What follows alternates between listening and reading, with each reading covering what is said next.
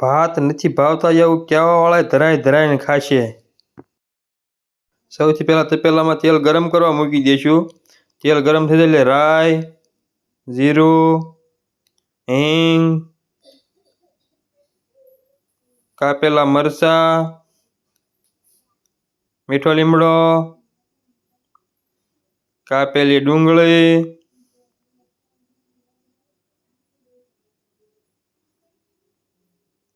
બટેટા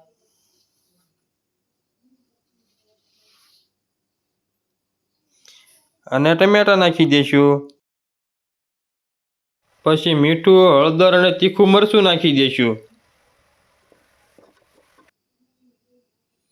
પછી તેમાં લીંબુનો રસ નાખી દઈશું। પછી પાણી નાખીને આંધણને પાકવા દઈશું। આંધણ પાકી જાય ત્યાં સુધી આપણે ચોખા ધોઈ લઈશું। એક બાઉલમાં પાણી નાખીને ચોખા નાખશું। પછી તેને સરખી રીતે ધોઈ લઈશું। પછી પાણીને કાઢી નાખીશું। પછી ચોખા નાખી દઈશું। પછી તેને સરખી રીતે સડવા દઈશું। પછી ધાણા જીરું નાખીશું અને કોથમરી નાખી દઈશું એટલે આપણા વઘારિયા ભાત બનીને તૈયાર। હવે જરાક ફોલો કરી લેજો, બાકી હસતા રહેજો અને ખુશ રહેજો।